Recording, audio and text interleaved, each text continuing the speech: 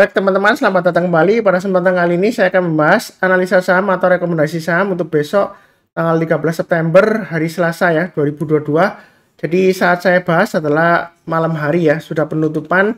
Jadi untuk besok tanggal 13 September 2022 seperti biasanya saya akan bahas totalnya ada 16 saham.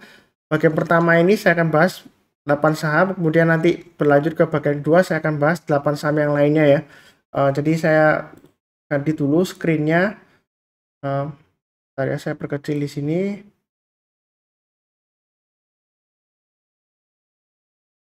Jadi sambil saya lihatkan foto saya aja ya, karena sebelumnya banyak orang yang nipu-nipu pakai nama Pak Sunar ya. Jadi supaya tahu kenal Pak Sunar itu wajahnya seperti apa gitu ya. Sebentar saya ganti lagi langsung ke materinya. Yang pertama yang saya bahas adalah untuk saham Bumi ya. Jadi kalau kita perhatikan di sini patternnya untuk Bumi uptrendnya masih cukup bagus ya. MA20 ini ya, garis birunya masih mengarah ke atas. Dan kalau kita lihat di sini area koreksinya ya itu 190 ya, ini yang saya gambarkan garisnya. Jadi kalau dia turun di bawah 190 kemudian dia rebound mantul ke atas, kita boleh buy ya. Dan kemudian kalau dia breakout ke atas 200 ini juga sudah saya sebutkan, mau tambah lagi atau buyback silakan ya, seperti itu ya. Nah, apakah masih bisa naik lagi Pak Sunar? Ya sejauh ini uptrendnya masih bisa naik lagi ya, seperti itu ya. Mengenai ada aksi koperasi private placement ya, menurut saya sih apakah nanti akan dibawa naik atau turun kita nggak akan pernah tahu ya, seperti itu ya. Tapi memang aksi korporasinya itu termasuk jumbo ya, seperti itu ya. Jadi utang-utangnya itu dikonversi menjadi saham ya, seperti itu ya. Nah, apakah kedepannya itu akan bagus ya, mudah-mudahan aja, kita doakan. Yang penting di sini adalah kalau yang mau buy sekarang boleh ya, atau kalau misalnya Mas Pak Sunar saya tunggu aja di bawah 156 ya. Artinya kalau dia turun di bawah 156 kemudian dia berhasil rebound mantul ke atas barusan kita buy. Tapi kalau dia masih di bawahnya 156 lebih baik saran saya sih jangan dulu ya. Tunggu aja area berikutnya di bawahnya 122. Tapi menurut saya sih harusnya masih bertahan kuat di 170 minimal lah. Kalau dia misalnya gagal ya, misalnya kalau gagal ya, saya nggak doakan gagal enggak ya, mungkin dia akan testing area MA20 nya di sini ya, jadi memotong ke bawah kemudian dia kalau rebound naik lagi ke atas, di sana kesempatan kita untuk buy. Nah ini kalau mau buy sekarang apakah terlambat Pak Sunar? Enggak ya, seperti itu ya. Jadi pasang aja stop lossnya di area pakai acuan swing low nya di sini ya, 186 itu stop loss pertama kalau yang buy ya. Berikutnya stop lossnya di 170.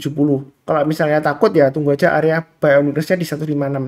Tapi kalau misalnya ternyata dia naik lagi ya, yang belum punya silakan buy high sell higher ya. Jadi naik ke atas 212 silakan buy, atau kalau mau tambah lagi average up silakan naik ke atas 230 tambah lagi, naik ke atas 248 boleh average up ya.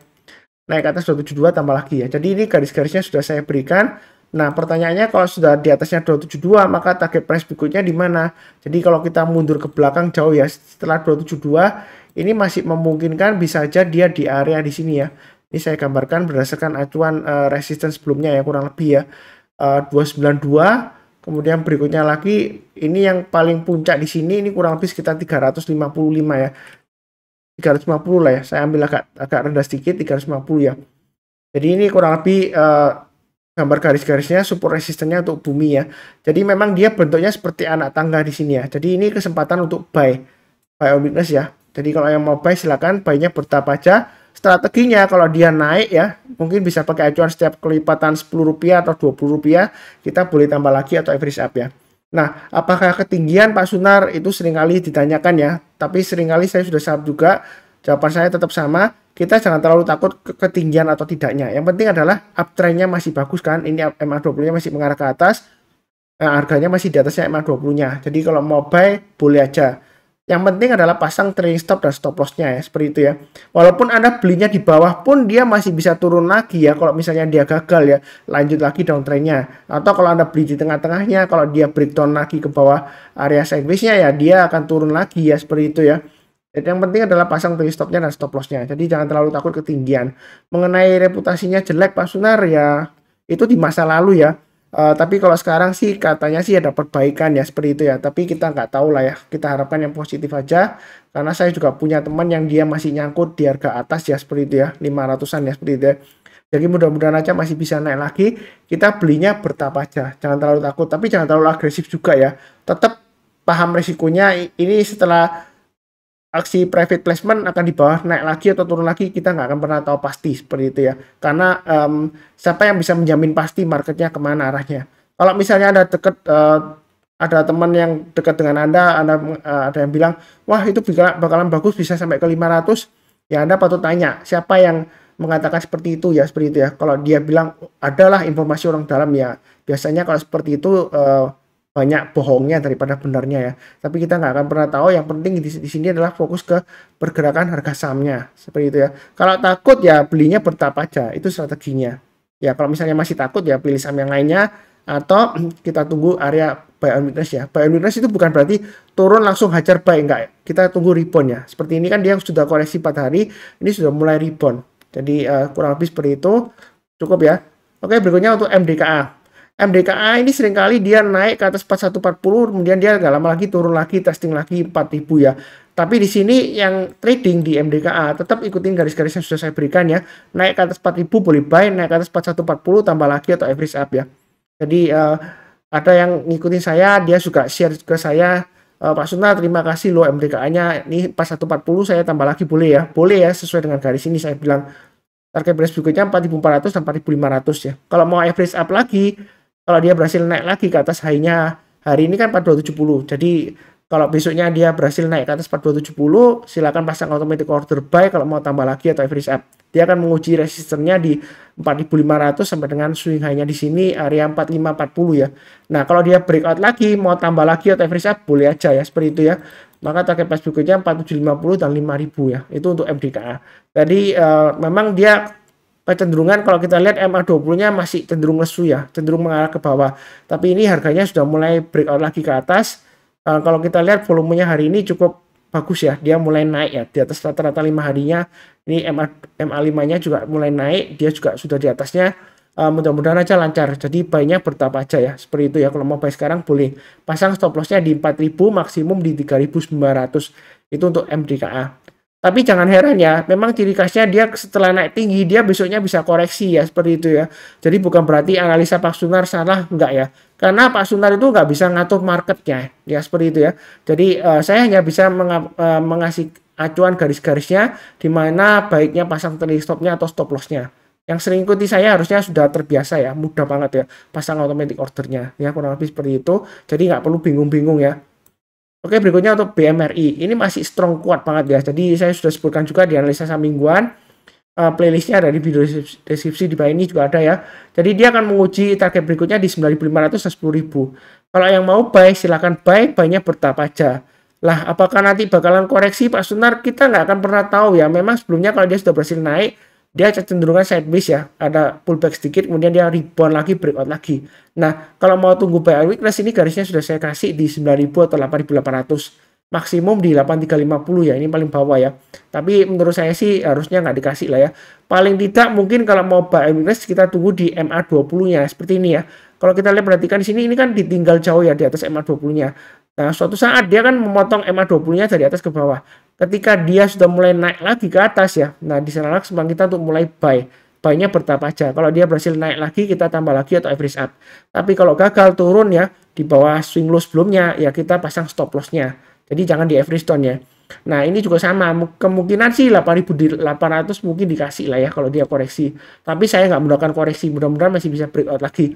Kalau nggak dikasih, kita buy high sell higher ya. Naik ke atas 9.200 kita buy. Berikutnya setiap lipatan Rp50 atau Rp100 ya kalau kita mau tambah lagi atau average up.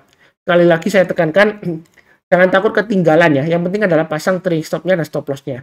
Jadi dimanapun Anda buy ya, misalnya Anda buy-nya di atas ya, Anda takut ketinggian. Anda buy di tengah-tengah pun kalau dia breakdown support-nya ya, dia tetap aja Anda harus pasang stop loss ya, seperti itu ya. Walaupun Anda beli di bawah ya, kelihatannya murah Pak Sunar sudah bottomnya, itu dia masih bisa turun lagi ya, seperti itu ya.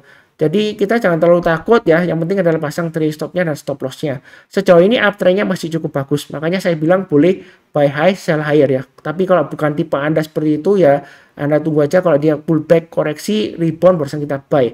Atau buy-nya bertahap aja ya, sedikit aja, kemudian dia naik lagi, kita tambah lagi, atau average up ya. Ya, trading itu sebenarnya mudah ya, asalkan kita sudah tahu di mana kita pasang trailing stop-nya, di mana kita pasang stop loss-nya. Apalagi ini target price-nya sudah saya gambarkan ya. Ya mudah banget ya, tinggal pasang automatic order buy dan juga automatic order sell ya untuk trailing stop-nya atau stop loss-nya. Ya seperti itu ya. Oke, berikutnya untuk ASII. ASII sudah saya sebutkan juga sebelumnya ya, kalau dia berhasil rebound lagi mantul ke atas 6.800 mau buyback silakan. Tapi memang ya saya sudah sebutkan juga sebelumnya juga ya, kalau dia gagal bertahan di atas 6.800 ada kecenderungan dia akan testing area supportnya di 6450. Jadi kalau turun di bawah 6.800 kita jual dulu. Nah ternyata dia rebound lagi Pak Sunar. Oh berarti salah Pak Sunar, ternyata dia rebound. Enggak ya, karena kita nggak bisa mengatur marketnya. Saya hanya bisa menggambarkan support resistennya. Jadi kalau kunci sukses di saham itu ada 3. Sabar, fokus, dan disiplin. Disiplin itu ada 2 faktor, bukan disiplin cut loss doang ya. Kalau disiplin cut loss doang, ya kita akhirnya cut loss terus ya, nggak pernah buyback. Ya kita harus disiplin buyback ya. Artinya kalau dia setelah kita jual, ternyata dia rebound naik, Mas Sunar. Ya kita buyback. Kita lihat kalau uptrendnya masih bagus ya kita beli buyback. Intinya adalah ikutin garis-garis yang sudah saya berikan, lumayan mudah ya. Nah di sini kalau mau average up, tunggu aja kalau naik lagi ke atas 7.050 dia breakout, kita boleh tambah lagi ya. Atau yang mau buy high sell higher silakan, yang takut ya tunggu aja area buy yang paling dekat di 6.800 ya, atau agak tengah-tengahnya di 450 ya. Kalau dia koreksi lagi tembus di bawahnya 625. Tapi menurut saya sih ini masih ada peluang untuk breakout ke atas 7.050 ya, selama dia bertahan di atas 6.800. Itu untuk ASII. Memang sebelumnya di sini dia sideways-nya lumayan pendek ya, 6.800 sampai dengan 7.050 ya. Jadi jangan kaget kalau misalnya 7.050 dia gagal turun lagi 6.800 ya. Ya kita pasang trading stop-nya aja ya seperti itu ya. Atau trading sempit di sideways-nya juga boleh ya. Kurang lebih seperti itu ya. Saya terus terang sendiri juga saya trading kan. Jadi saya punya ASI ini nggak semuanya saya hold, ada beberapa yang saya trading kan. Kurang lebih sekitar 25%-nya ya. Jadi kalau dia sudah naik sekitar 7.050 ya, kalau dia gagal turun di bawah 6950, 6925 saya mulai jual ya. Jadi ikutin garis yang sudah saya berikan ini sama juga ya. Kurang lebih seperti itu untuk ASI. Memang secara laporan keuangan dia masih cukup bagus ya. Kurang lebih cukup ya untuk ASI. Berikutnya untuk Adaro. Jadi kalau kita perhatikan Adaro ini uptrendnya masih support kuat ya. Jadi pilihannya ada 2. Ini kan support resistennya sudah saya gambarkan. Supportnya 3750, resistennya di 4200 ya. Di tengah-tengahnya sekarang ya. Kalau mau buy on weakness, tunggu aja di 3750. Kalau dia koreksi berhasil rebound, barusan kita buy. Atau kalau mau agak bawah sedikit ya 3400 dengan 3500 ya. Tapi kalau tunggu di 3200 ya saya rasa sih kemungkinan nggak dikasih ya. Apalagi nanti dari awal saya sudah sebutkan memasuki musim dingin, itu batu bara masih demand-nya masih cukup kuat ya seperti itu ya. Nah, ada yang tanya ke saya, Pak Sunar, itu kan kalau kita lihat kan ekspor, salah satu negara tujuan ekspor batu bara yang terbesar kan adalah Cina ya. Dan Cina mungkin dia dapat batu baranya lebih banyak dari Rusia ya seperti itu ya, apalagi di diskon ya. Ya kita nggak akan pernah tahu ya seperti apa, tapi sejauh ini masih cukup menarik ya. Apalagi laporan keuangannya untuk emiten batubara itu luar biasa ya, kenaikannya hampir 2 digit semua ya seperti itu ya. Setahu saya nggak ada yang dibayar 2 digit sih kalau emiten batubara ya seperti itu ya. 2 digit semua, bahkan ada yang lebih dari 2 digit ya, 3 digit ya seperti itu ya. Jadi kita lihat aja kalau dia naik lagi, high-nya terakhir kan 3990 ya hari ini ya, 13 September. Jadi itu maaf 12 September ya. Jadi itu besok 13 September kalau dia berhasil naik lagi ya kita tambah lagi atau average up. Kurang lebih seperti itu untuk Adaro. Jadi jangan takut ketinggian. Yang penting adalah pasang trailing stop atau stop loss. Kalau takut ketinggian, biasanya kita belinya bertahap aja. Jadi kalau naik kita tambah lagi atau average up ya. Sambil pasang trailing stop atau stop lossnya. Kurang lebih cukup. Oke, berikutnya ADMR, anak perusahaan dari Adaro. Memang kalau kita perhatikan di sini ADMR ini dia seringkali sideways ya. Menyebalkan Pak Sunar. Ini kayak adem, istilahnya bahasa Jawanya itu adem panas gitu ya. Jadi panas dingin gitu ya. Jadi sebentar aja hijau, kemudian besoknya merah. Ini hijau, apakah bakalan merah besoknya Mas Sunar ya? Yang penting ini trading range-nya sudah saya gambarkan ya, sekitar 1600 sampai 1800. Jadi kalau koreksi mendekati 1600, kalau dia mulai rebound naik ke atas 1700, mau buy silakan ya. Buy-nya bertahap aja. Setiap kelipatan Rp50 kalau dia naik boleh tambah lagi atau average up ya. Memang kecenderungan sideways.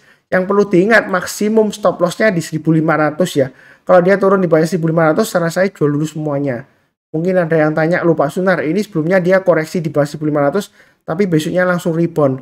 Ya kita jangan terlalu kaku ya. Kalau sebelumnya kejadiannya seperti itu, tetap pedomannya tetap 1500. Artinya kalau dia turun di bawah 1500, jangan sekali-sekali hold atau average down ADMR ya. Dia turunnya bisa dalam. Memang sebelumnya berhasil rebound, tapi kita jangan terlalu kaku, dalam arti kalau sebelumnya rebound belum tentu kali ini dia pasti rebound kalau misalnya gagal ya breakdown ke bawah. Tapi ini sejauh ini masih cukup menarik selama di atas 1600 itu untuk ADMR. Jadi buy-nya bertahap aja. Memang dia agak lemot ya dibandingkan Adaro, ITMG ya seperti itu ya, karena kenaikannya sebelumnya dari IPO sampai sekarang itu masih cukup tinggi kenaikannya ya. Jadi wajar aja kalau dia lemot ya seperti itu ya. Oke, berikutnya untuk Inco. Jadi sentimen nikel naik. Sebenarnya untuk Inco ini ya sudah saya sebutkan area buy uniqueness-nya di 5.900. Yang ngikutin saya harusnya sudah buyback ya. Naik ke atas 5.900 buy. Berikutnya saya sudah sebutkan juga setiap kelipatan Rp50 atau Rp100 kalau mau tambah lagi atau average up. Nah, di sini dia akan menguji 6.500 ya. Hanya terakhir 450 hari ini 12 September. Nah, besok kalau dia berhasil naik ke atas 6.500 boleh buy, boleh ya. Target price berikutnya 7.100. Nah, kalau kita perhatikan kalau misalnya naik ke atas 1.500 ya kalau mau tambah lagi atau average up ya setiap kelipatan Rp50 atau Rp100 boleh tambah lagi ya seperti itu ya. Jadi kurang lebih cukup ya untuk Inco, mudah-mudahan lancar. Memang untuk Inco ini jangan kaget kalau misalnya 6.500 gagal ya dia akan cenderung testing lagi 5.900 ya seperti itu ya. Itu trading range-nya. Jadi sudah saya gambarkan, jangan lupa pasang TI stop-nya dan stop loss-nya. Kurang lebih cukup. Oke, berikutnya Antam ya. Emang Antam ini menyebalkan banget Pak Sunar. Naik ke atas 2020 gagal, turun lagi, naik lagi. Nah, kali ini dia 2020 belum berhasil naik kan hari ini. Nah, ini bagaimana Pak Sunar? Jangan-jangan besok kalau naik dia gagal lagi. Kita sebenarnya ya kalau kita gambarkan dari 2020 ini ya. Memang seringkali berhasil gagal ya. Ini berhasil banget ya sampai naik tinggi ya. Lebih dari 10% ya. Jadi kadang-kadang ya memang seperti itu. Kenapa saya gariskan di 2020? Ini kalau kita lihat mundur ke belakang jauh gitu ya, sebelah kiri ya. Ini saya ambil dari sini ya. Jadi ketika dia dari bawah naik tinggi ya sentimen waktu itu ya. Saya masih ingat ini sentimen pabrik nikel ya, baterai ya. Jadi dia naik koreksi pullback ya. Kemudian dia breakout lagi. Jadi kalau breakout ke atas 2020, nah di sanalah kesempatan kita untuk buyback ya. Atau tambah lagi kalau sudah punya average up ya. Ya, pasang stop lossnya di 1900, maksimum di 1840. Memang agak jauh ya stop lossnya untuk Antam ini ya. Karena kalau ada pasangnya terlalu dekat, dia seringkali naik turun ke 2020. Lah, kenapa kok nggak tunggu aja Pak Sunar buy-nya di 1900 atau 1840? Saran saya sih tetap pakai acuan 2020 ya, walaupun seringkali naik turun di garis ini ya. Ya terserah sih kalau Anda mau buy uniqueness di bawahnya boleh aja. Tapi jangan terlalu banyak saran saya ya. Karena kalau masih di buy-nya 2020 terus terang aja saya masih pesimis ya untuk Antam ya kalau masih di buy-nya 2020. Ya kurang lebih seperti itu. Jadi belinya bertahap aja. Kalau naik kita tambah lagi atau average up sesuai dengan garis yang saya berikan. Tapi kalau turun jangan di average down. Pasang trailing stop-nya atau stop loss-nya. Kurang lebih cukup ya. Ini sudah saya bahas 8 saham. Berlanjut ke bagian kedua ya. Saya akan bahas 8 saham yang lainnya. Jadi seperti biasanya yang belum subscribe di channel Saham Profit jangan lupa subscribe. Bantu like juga, jangan lupa nyalakan lonceng notifikasinya supaya nggak ketinggalan ya. Kemudian seperti biasanya ya, saya doakan selalu semuanya selalu sehat, damai, dan sejahtera selalu. Amin. Terima kasih banyak. Sekian, tetap semangat ya.